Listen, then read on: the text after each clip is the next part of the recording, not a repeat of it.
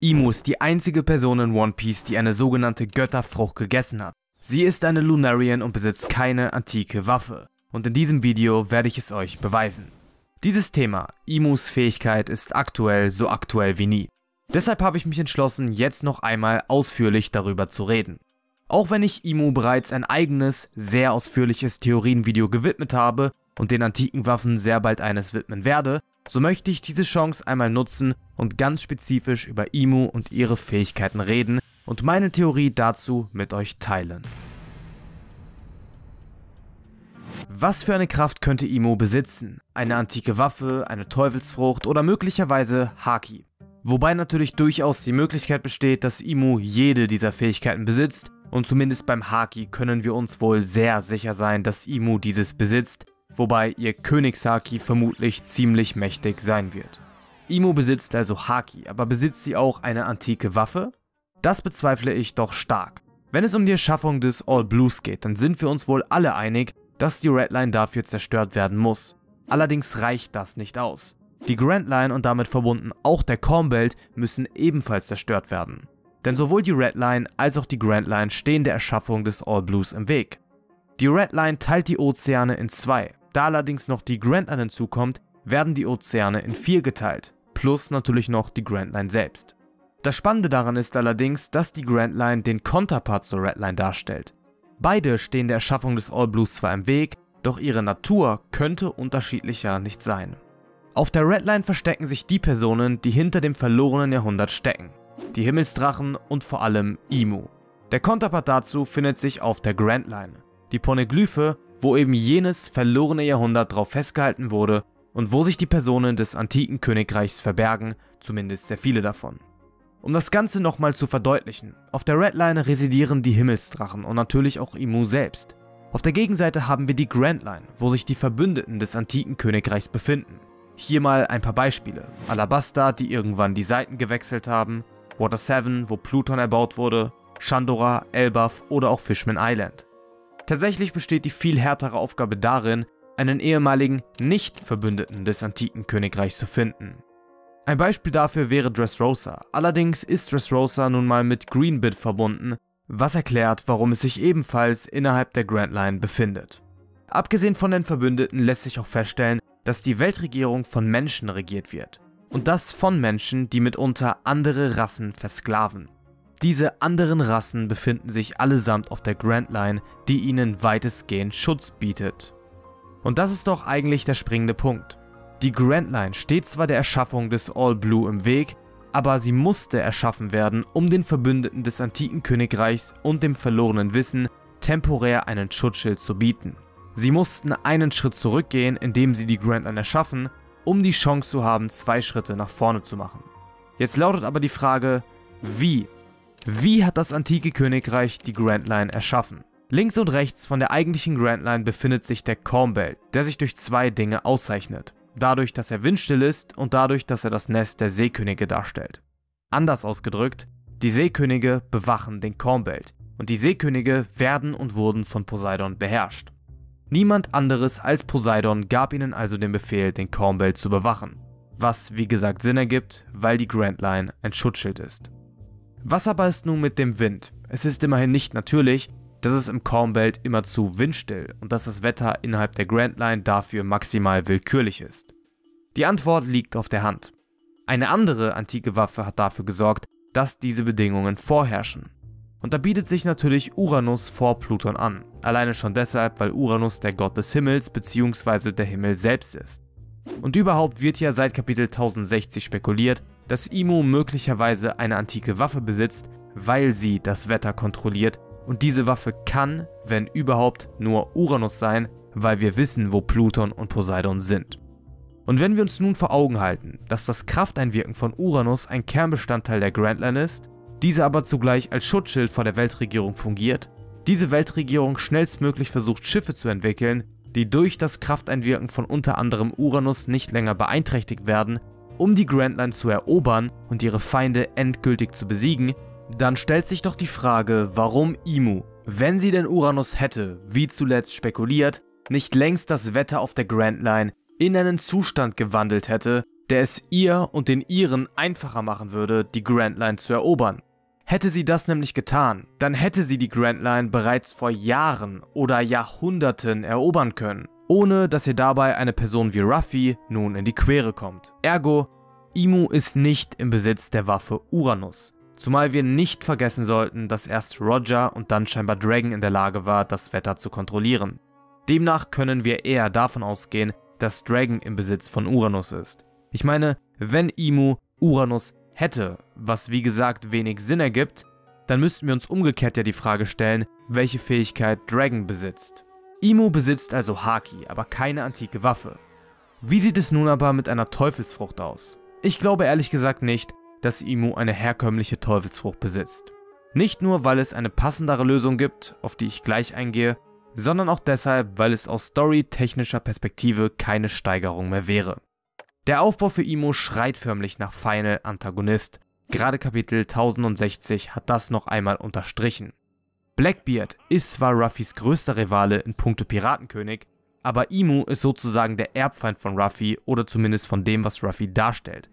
Außerdem sagt Ruffy in diesem Kapitel selbst, dass das Piratenkönig werden nur eine Etappe darstellt. Sprich, Blackbeard eignet sich eher als Endgegner dieser Etappe, aber danach kommt Imu. Es gibt keinen und kann keinen anderen Antagonisten geben, wo mehr auf dem Spiel steht als im Kampf gegen Imu. Wenn Ruffy Imu nicht besiegt, dann wird die Welt ihre Hoffnung auf eine Welt der Freiheit verlieren. Und genau das ist es doch, was Ruffy erreichen möchte. In diesem Kapitel sagt er, dass er, um seinen Traum zu erreichen, Piratenkönig werden muss, also zum freiesten Mann der Welt werden muss. Steigern könnte er seinen eigenen Traum, indem er eine Welt erschafft, in der alle Menschen frei sind und so viel essen und trinken können, wie sie wollen. Und symbolisch könnte das durch eine Party mit der gesamten Welt dargestellt werden.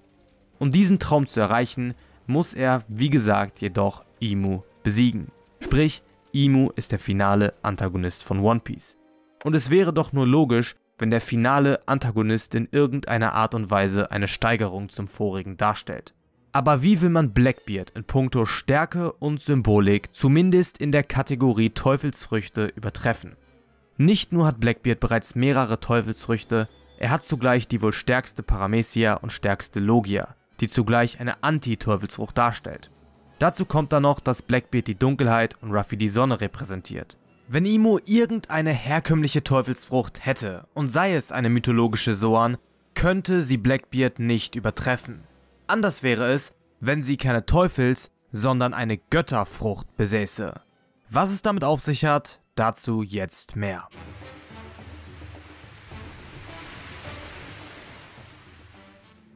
Das Konzept Götterfrucht klingt natürlich erstmal an den Haaren herbeigezogen. Was sollte es überhaupt sein, das eine Götterfrucht von einer herkömmlichen Teufelsfrucht unterscheidet? Aber Freunde, bleibt dran. Es gibt sehr wohl gute Gründe für diese Differenzierung. Immerhin verraten uns doch die Smile-Teufelsfrüchte, dass Teufelsfrüchte im ursprünglichen Sinne an Bäumen wachsen. Und es gibt nicht nur einen, sondern zwei gigantische Bäume in One Piece, Adam und Eva. Warum nicht also auch Teufels- und Götterfrüchte? Oder zumindest eine Götterfrucht? Aber natürlich ist das nicht das Argument dafür, dass es eine Götterfrucht gibt. Da gibt es durchaus noch mehr, viel mehr. Dafür müssen wir aber erstmal die Natur von Teufelsfrüchten klären oder generell die Natur von jeder Fähigkeit in One Piece. Jede Fähigkeit in One Piece hängt unmittelbar mit der Seele zusammen. Sei es die Manifestation der Mary als Klabautermann, den Atem der Steine, den Zoro hört, der Wille des Schwertes selbst oder zum Beispiel Haki. Haki wird ja oft mit dem Willen gleichgesetzt und der Wille ist letztlich nichts anderes als die eigene Seele. Fornungshaki, um andere Seelen zu spüren, Rüstungshaki, um seinen Körper mit seiner Seele zu ummanteln und Königshaki, um direkt mit seiner Seele andere Seelen anzugreifen.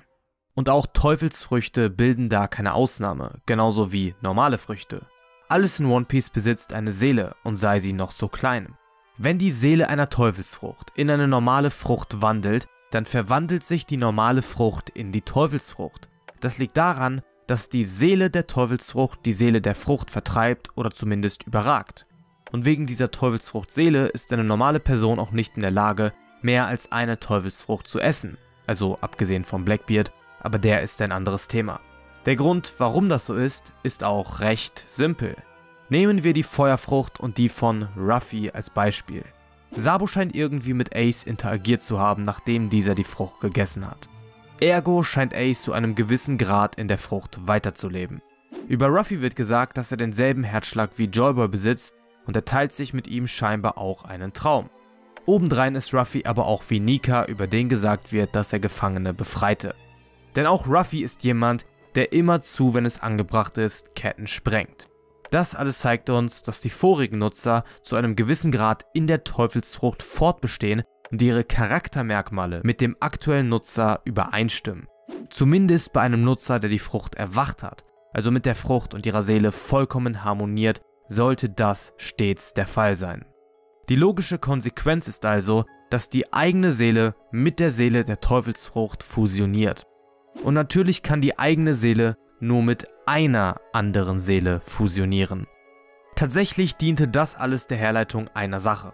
Es muss irgendwann einen Anfang gegeben haben. Und dieser Anfang ist im Falle der Nika-Frucht Nika selbst. Und wir wissen, dass Nika tatsächlich existierte und Sklaven befreite. Wenn also eine Teufelsfrucht ursprünglich mal ein lebendiges Wesen war, dann sollte das doch für alle Teufelsfrüchte gelten. Heißt also, es gab ein Zeitalter, in dem alle Teufelsfrüchte lebendige Wesen waren. Das führt aber unweigerlich zu dem Schluss, dass diese Lebewesen irgendwann verstorben sein müssen.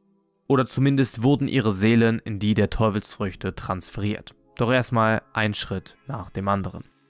Wir gehen mehrere hundert Jahre zurück, in eine Zeit, über die wir nahezu nichts wissen. In eine Zeit, in der noch der alte Kalender Tenreki vorherrschte.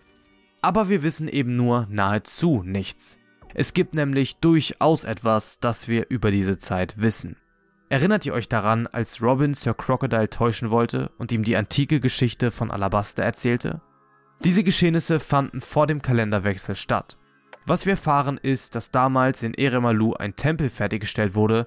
Und wofür braucht man Tempel? Genau, für Götter. Und ich muss sagen, ich finde, dass es merkwürdig ist, dass ausgerechnet die Erschaffung eines Tempels zu den wenigen Dingen gehört, die wir über diese Zeit erfahren haben. Zumal Religionen aktuell in der Geschichte von One Piece keine bedeutende Rolle spielen. Oder zumindest haben wir davon nichts mitbekommen. Und wenn wir davon ausgehen, dass es einen Tempel gab und dass es Personen gab, die über irgendein Element oder eine Fähigkeit geherrscht haben, dann können wir die Ursprungsseelen der heutigen Teufelsfrüchte durchaus als Götter bezeichnen. Ob sie Götter waren, sei mal dahingestellt. Aber es gab offensichtlich so etwas wie Religion. Und wen sollten die Menschen als Götter betrachten, wenn nicht die Wesen, die über irgendein Element wie Feuer, Licht oder eine Fähigkeit wie zum Beispiel Spielzeuge oder sonst irgendwas herrschen. Immerhin besaßen diese, typisch für einen polytheistischen Glauben, jede nur erdenkliche Fähigkeit, aufgeteilt auf verschiedene Individuen, sprich Götter. Jetzt ist es aber so, dass Götter in der Regel ihre Anhänger besitzen. Und wenn diese Götter auf der Erde wandeln, dann handelt es sich bei diesen Anhängern, zumindest bei sehr vielen, vermutlich um nichts anderes als Diener bzw. um Sklaven der Götter. Es wird solche und solche gegeben haben, aber sehr viele werden nichts anderes als Sklaven gewesen sein. Und nun wissen wir, dass es Sklaven gab und dass es einen Nika gab, der Sklaven befreite. Heißt also, dass Nika einst ein Gott war, der versuchte, die Sklaven anderer Götter zu befreien. Nun muss es aber irgendetwas gegeben haben, warum die Götter heute in den Teufelsfrüchten fortbestehen. Aber was? Werfen wir doch einmal einen Blick auf die Kalender. Der alte Kalender heißt übersetzt Kalender des Himmels, wohingegen der neue Kalender Kalender des Meereskreises heißt. Dieser Meereskreis kann sich eigentlich nur auf eine Sache beziehen, nämlich auf die Red Line. Die Grand Line bildet zwar auch einen Kreis, allerdings wurde diese ja vom antiken Königreich im verlorenen Jahrhundert als Konterpart zur Red Line erschaffen. Das verlorene Jahrhundert fand allerdings erst mehrere hundert Jahre nach dem Kalenderwechsel statt. De facto bezieht sich der Meereskreis auf die Red Line, die auch schon vor dem verlorenen Jahrhundert existierte. Das wissen wir, weil einst die Lunarian auf der Red Line gelebt haben. Zum Ende des verlorenen Jahrhunderts hin zogen allerdings die Himmelsdrachen auf die Red Line, weshalb die Lunarian zu diesem Zeitpunkt nicht mehr dort leben konnten. Nun besteht die Möglichkeit, dass sie während des verlorenen Jahrhunderts auf der Red Line gelebt haben, allerdings kann sich Queen nicht auf diese Information bezogen haben, weil er es dann ja nicht wissen würde. Die Red Line muss also vor dem verlorenen Jahrhundert existiert haben, weil wir wissen, dass die Lunarian dort gelebt haben. Und ich sage euch auch, in welchem Jahr sie erschaffen wurde. Im Jahre 0. Zuvor gab es den Kalender des Himmels und das könnte sich natürlich gleichermaßen auf die himmlischen Wesen, also die Götter, und die 7 Monde beziehen, um hier einmal das Modell auf Ohara ins Spiel zu bringen. Da das Modell nicht versteckt war, bezog es sich auch nicht auf Erkenntnisse des verlorenen Jahrhunderts und fand demnach während einer anderen Zeit statt, und zwar vor dem Kalenderwechsel. Doch wie ist die Redline nun entstanden und was hat das mit besagter Götterfrucht zu tun? Nun, die Redline war einst ein lebendiges Wesen, welches die Monde gegessen und die Götter getötet hat, dabei aber selbst verstarb. Doch ihre Seelen lebten fort. Und während die Götter von den falschen Göttern, den Himmelsdrachen, als Teufel geframed wurden, was einige gewiss auch waren, so wurde der Teufel oder der Seeteufel, die Redline, von ihnen als Gott geframed.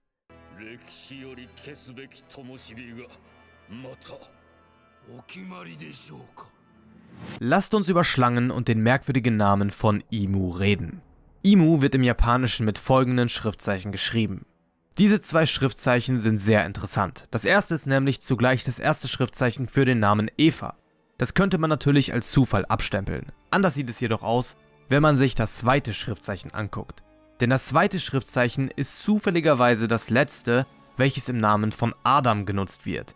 Imu trägt also Adam und Eva im Namen und verbringt ihre Zeit offenbar gerne in einem Garten und das an einer Stelle, wo sich irgendwo ein heiliger Baum befinden muss, nämlich der Sonnenlichtbaum Eva selbst. Das klingt ziemlich stark nach der Geschichte von Adam und Eva, wenn ihr mich fragt. Und in der Geschichte von Adam und Eva wurde Eva doch von einer Schlange verführt, eine verbotene Frucht vom Baum der Erkenntnis von Gut und Böse zu essen. Und zufälligerweise befindet sich bei Imu genau der Sonnenlichtbaum Eva. Hat Imu also die Götterfrucht vom Sonnenlichtbaum Eva gegessen? Wenn wir nun einen Blick auf Kapitel 129 werfen, dann sehen wir, dass die Riesen Boogie und Woogie sagen, dass es nur eine Sache gibt, die sie nicht zerstören können. Eine in Blut getränkte Seeschlange. Und was gibt es in One Piece, das unzerstörbar wirkt? Richtig, die Redline. Und welche Farbe hat die Redline? Richtig, rot wie Blut. Die Redline ist aber nicht direkt an die Schlange aus dem Garten von Eden angelehnt. Immerhin wird sie ja hier auch als Seeschlange bezeichnet. Ich gehe vielmehr davon aus, dass die Redline verschiedene Schlangen widerspiegelt. Unter anderem die Schlange aus dem Garten von Eden, die Midgard-Schlange und insbesondere auch Bakunawa. Bakunawa soll übrigens unter anderem der Auslöser für Erdbeben, Wind und Regen sein. Und wer Regen und Wind kontrollieren kann und dazu über ein enormes Geschick verfügt, der kann so einen Angriff wie Imu ihn in Kapitel 1060 benutzt hat, durchaus erschaffen. Auch wenn es dafür natürlich eine wahnsinnige Präzision, Kraft und Meisterung der Fähigkeit benötigt. Bei der Midgard-Schlange haben wir unter anderem Ragnarök, was ja der letzte Kampf der Götter ist. Entweder könnte man Ragnarök auf den Untergang der Götter selbst beziehen oder auf den finalen Krieg, den letzten Kampf der Götter, nur eben in Form der Teufelsfrüchte. Der Hauptgrund, warum ich jedoch die Midgard-Schlange nenne, ist ein anderer. Die Midgard-Schlange reicht einmal rund um die komplette Welt, genauso wie die Redline. Bakunawa ist wiederum eine ganz andere Angelegenheit. Bakunawa entstammt der philippinischen Mythologie. Und jetzt haltet euch fest, denn es wird sehr, sehr wild. Dieser Mythologie nach gab es einst 7 Monde, wie auch die One Piece Welt nach dem Ohara-Modell 7 Monde besaß. Bakunawa, was übersetzt Sonnenfinsternis bedeutet, aß jedoch 6 von den 7 Monden, sprich, ein Mond blieb übrig, ehe er von Gott oder der gesamten Welt, die übrigens unter anderem Trommellaute machte, je nach Geschichte, aufgehalten wurde. Übertragen wir das also auf One Piece, dann blieb nur ein Mond übrig, weil die Götter Bakunawa bzw. die Redline aufgehalten haben. Wenn die Redline aber ein Lebewesen war, warum besteht sie dann offenbar aus Stein und weist ganz verschiedene Areale auf, als wären es verschiedene Inseln? Keine Sorge, auch darauf habe ich eine Antwort. Die Redline aß wie gesagt 6 Monde und tötete dabei vermutlich sehr, sehr viele Lebewesen, die auf den Monden gelebt haben, wie etwa Fischmenschen, Minks, Riesen und so weiter. Dazu kommen dann auch noch die Götter. Man kann also sagen, dass die Redline im Blut badete. Und das Gestein kommt daher, dass die Redline 6 Monde gegessen hat und sich ihr Körper daraufhin einfach verwandelt hat. Die Redline besteht also aus 6 Monden, weshalb die Redline auch je nachdem, wo man ist, verschiedene inselgleiche Areale aufweist. Deshalb heißt das Schloss auch Pangea, wie unser Superkontinent, weil 6 Monde sozusagen einen Superkontinent bilden. Das ist auch der Grund, warum die Lunarian, also Mondbewohner heißen. Immerhin waren sie es ja, die einst auf der Redline gelebt haben. Demnach lebten sie sozusagen auf 6 Monden und waren somit tatsächlich eine Art Mondbewohner, wenn auch auf der Erde. Wenn nun aber 6 Monde zerstört wurden, dann wurden natürlich auch diverse Bewohner der jeweiligen Monde sehr stark dezimiert.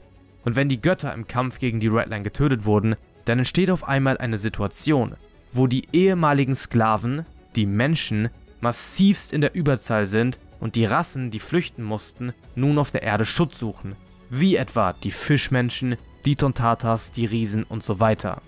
Nun entstehen 2 Lager. Ein Lager, welches die Fehler der Vergangenheit wiederholt und anfängt andere, vor allem aber diese anderen Rassen, zu versklaven. Die führenden Personen hinter diesem Lager schwingen sich einige 100 Jahre später zur Weltregierung auf. Das andere Lager möchte die Fehler der Vergangenheit nicht wiederholen und eine Welt der Freiheit erschaffen. Die Anführer dieses Lagers gründen später das antike Königreich und ihr Symbol sind 8 Sphären, in dessen Mitte sich eine Sonne befindet. Für 7 Monde und eine Erde, die aber alle unter derselben Sonne gleich viel wert sind. Und dieses Symbol finden wir bei vielen Völkern der Grand Line, wenn auch jedes Mal ein bisschen anders. Nicht nur würde Oda damit einen extrem starken Plot erschaffen, es würde sich auch hervorragend in die Geschichte von One Piece fügen und wird durch weitere Argumente gestützt, auf die ich nun zu sprechen komme. Der symbolische Charakter wäre innerhalb der One Piece Welt ebenfalls extrem stark. Die Redline hätte demnach die Götter gestürzt und es den Himmelsdrachen ermöglicht, sich selbst zu Göttern zu erklären.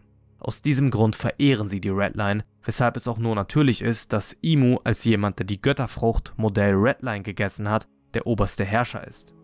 Das Sklavensymbol der Himmelsdrachen ist der Huf des aufsteigenden Drachen. Oder vielmehr der Huf der aufsteigenden Redline, die aufgestiegen ist, um die Monde zu essen. Und während Bakunawa zwar eine Seeschlange ist, so wird sie doch oft als Drache bezeichnet oder dargestellt. Und obendrein sind Drachen und Seeschlangen oftmals sehr eng beieinander. Und es wäre doch ziemlich ironisch, wenn die Redline die Vorfahren der Himmelsdrachen von ihren Ketten befreite und die Himmelsdrachen das Symbol dieser Redline nun nutzen, um andere zu brandmarken. Ferner kann man dieses Muster sogar noch fortsetzen. Fischer Tiger ersetzt das Sklavenzeichen durch das Symbol der Sonne, womit wir wieder auf diese 2 Ideologien zurückkommen. Dann haben wir noch die Raumanzüge der Himmelsdrachen, die man natürlich auf einem Mond tragen würde. Und wo wohnen sie? Auf dem Mondkontinent, weshalb es passt, dass sie solche Outfits tragen. Der Name Himmelsdrache passt ebenfalls in dieses Muster. Sie haben sich nach ihrem Erlöser, der Redline, benannt, nach dem Himmelsdrachen. Des Weiteren erklärt es, warum die Himmelsdrachen selbst keine Teufelsfrüchte essen, sondern ganz im Gegenteil, diese an ihre Sklaven verfüttern. Sie verfüttern damit die Seelen ihrer ehemaligen Peiniger an Sklaven und machen ihre ehemaligen Peiniger somit gewissermaßen zu Sklaven. Und abgesehen von Doflamingo und Corazon haben wir nie einen Himmelsdrachen gesehen, der eine Teufelsfrucht gegessen hat. Und das, obwohl sie problemlos an ziemlich mächtige Teufelsfrüchte kommen könnten. Und auch wenn die Himmelsdrachen selbst nicht arbeiten und somit eigentlich keine Teufelsfrucht brauchen, so laufen sie ja zum Beispiel auch mit Schusswaffen rum. Warum also sollten sie keine Teufelsfrucht nehmen, nur um sich selbst damit zu beschützen oder sonst irgendeine Graueltat damit zu machen? Für mich sehen die Himmelsdrachen nicht wie Personen aus, die freiwillig im Meer schwimmen würden und deshalb keine Teufelsfrucht essen. Vielmehr essen sie also nicht, weil sie die Seelen ihrer einstigen Peiniger beherbergen. Wenn die Redline eine Seeschlange war und Imu ihre Götterfrucht gegessen hat, dann besiegt Ruffy zu guter Letzt eine Seeschlange, so wie der erste Gegner auf seiner Reise eine Seeschlange war. Und dann erklärt es zu guter Letzt noch eine weitere Sache. Warum verlieren Teufelsfrüchte im Wasser ihre Fähigkeiten? Die Erklärung lautete in etwa so, wegen des Fluchs des Seeteufels. Und wer ist demnach der Seeteufel? Natürlich die Redline selbst, die die Götter getötet hat. Aber wenn die Redline die Götter getötet hat und dabei selbst getötet wurde, wie konnten die Teufelsfrüchte entstehen? Die Antwort verbirgt sich im Glauben der Chandorianer. Musée, die Tochter von Kagara, fürchtete sich nicht vor dem Tod, weil sie dann den Sonnengott, also Nika, treffen würde.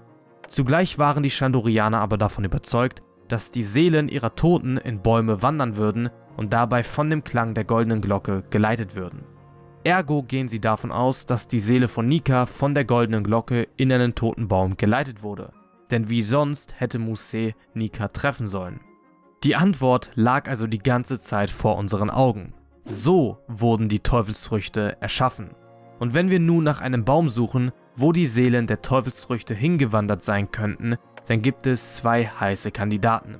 Den Schatzbaum Adam und den Sonnenlichtbaum Eva. Wir haben also zwei verschiedene Bäume. Einen für die Red Line und einen für die Götter. Jeweils einen Baum für eine Partei des Konfliktes. Eva für die Red Line und Adam für die Götter. Deshalb auch Schatzbaum Adam, weil dort der Schatz der Meere wuchs, die Teufelsfrüchte. Und da wir wissen, dass die Lunarian vor dem verlorenen Jahrhundert auf der Red Line lebten, können wir von einer Sache ausgehen. Die Lunarian hatten die Aufgabe, die Frucht der Red Line zu bewachen. Doch eines Tages geschah ein großes Unglück, welches die Geschichte von Adam und Eva widerspiegelt.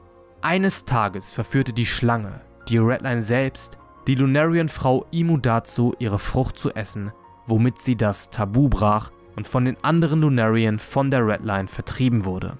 Imu verbündete sich mit den 20 Königreichen, wohingegen sich die anderen Lunarian mit Joyboy und dem antiken Königreich verbündeten.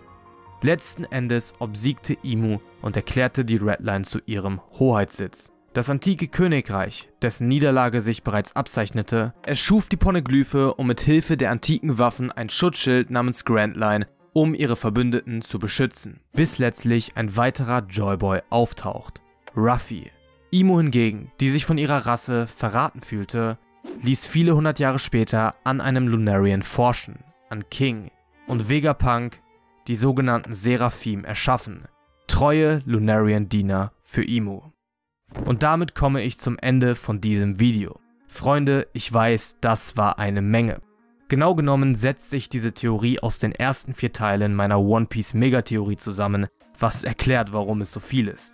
Wobei ich den 4. Teil noch nicht einmal hochgeladen habe, aber der kommt bald.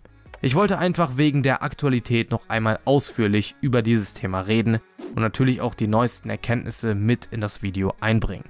Trotzdem kann ich euch die Videos zu meiner Megatheorie nur wärmstens empfehlen, weil ich dieses Thema und weitere da natürlich noch ausführlicher behandelt habe, noch mehr Argumente nenne und so weiter. Ich würde mich natürlich riesig über Support von euch auf das Video freuen. Teilt es gerne, lasst mir einen Kommentar und eine Bewertung da und in diesem Sinne, ciao und bis zum nächsten Mal.